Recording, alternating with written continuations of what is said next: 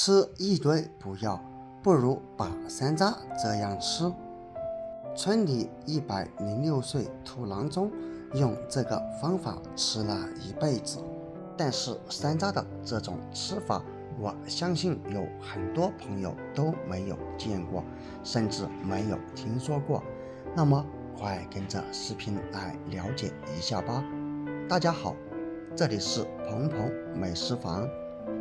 山楂干大家都非常的熟悉吧？它是一种既有丰富营养价值和多种药用价值的果实。平常有很多朋友都会用它来泡水喝，我相信也有许多朋友小时候都吃过用山楂做的零食，比如说山楂片、山楂棒，以及人人都爱吃的冰糖葫芦串，其实主要成分都是由山楂制作而成。山楂口感酸酸甜甜，非常的不错哦，而且其营养价值极高，富含丰富的维生素 C、胡萝卜素、黄酮类化合物等多种营养成分。如果你平时只会用山楂来泡水喝，那么不妨赶紧把视频收藏起来，试一试我为你分享的这个新吃法吧。首先准备8克左右的山楂干，加入1勺淀粉。因为山楂干在生长和晾晒过程中没有经过任何的处理，所以它表面特别的脏。因此我们清洗山楂的时候需要用淀粉来抓拌，因为淀粉具有非常强的吸附作用，用这种方法来清洗山楂，可以将山楂清洗得非常的干净。将山楂干抓拌均匀过后，我们再往里面加入水，把山楂干表面的淀粉以及吸附出来的脏东西给它抓洗干净就可以了。我也相信有很多朋友平时用山楂干来泡水的时候，肯定没有经过处理和清洗，而是直接用开水泡的。其实这样一点都不卫生，因为再有营养价值的食材不清理干净，也会对我们身体造成不必要的损害哦。洗好之后用漏勺捞出，最后再用水冲洗一下。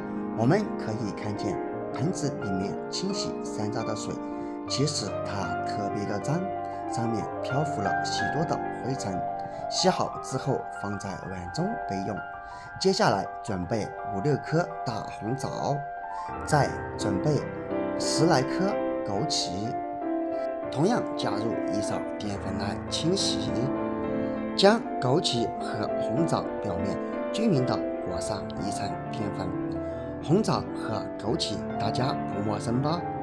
我相信也有很多朋友平时用它来泡酒或者泡水喝，这就足以说明它们的营养价值有多高了。这里就不废话，因为它的营养价值有很多朋友都已经非常的清楚了。直到把枸杞和红枣表面都均匀的裹上一层淀粉之后，我们再加入水，把枸杞和红枣清洗一下。用力发财的手随便将枸杞和红枣晃荡几下，这里主要就是把表面沾染的淀粉给它清洗掉就可以了。洗好之后用手将红枣捞出，而里面的枸杞特别的小，这里不好打捞，因此我们可以选择用家里面的漏勺将枸杞捞出之后把它们放在一起，然后用流水再来冲洗一下就可以了。这样我们的2种食材就已经清洗得干干净净了。清洗干净以后，我们可以看见和清洗之前是不是有非常大的区别呢？然后和山楂干倒在一个碗中。当然，红枣它的个头较大，因此我们需要用剪刀给它剪开，这样才可以让红枣的营养成分释放的更加充分。全部剪好以后，放在碗中备用。这里熬煮的器具，我们最好选择使用砂锅。大家知道为什么吗？因为用砂锅它会锁住营养，而且熬煮出来它会更加的醇香。当然，千万不要用铁锅，就算没有砂锅，用平常煮饭的锅也可以。如果你用炒菜的铁锅煮出来的，它就会有一股铁味，会大大的影响我们的口感，所以最好选择使用这样的砂锅哟。然后往锅中加入350毫升到400毫升左右的纯净水或者井水。这里我们不要将准备好的山楂、枸杞和红枣放入锅中，因为熬煮时间过长，不仅会煮烂，而且山楂也会变得特别酸。因此我们盖上锅盖，需要先把锅里烧开，烧开之后，我们再把准备好的山楂干、红枣以及枸杞倒入锅中。当然，因为山楂干它的酸味特别浓，所以可以加入一些冰糖来中和一下山楂的酸味，这样我们喝起来口感会更好哦。搅拌好之后，盖上锅盖，用中小火熬煮8到10分钟左右。记住，时间千万不要太长哦，否则你一会儿喝起来会特别的酸。时间到了以后，我们再次将盖子打开，味道真香。也可以看见我们加入里面的水也已经熬煮出了颜色，这就说明山楂、红枣和枸杞当中的营养成分已经全部熬至水中了。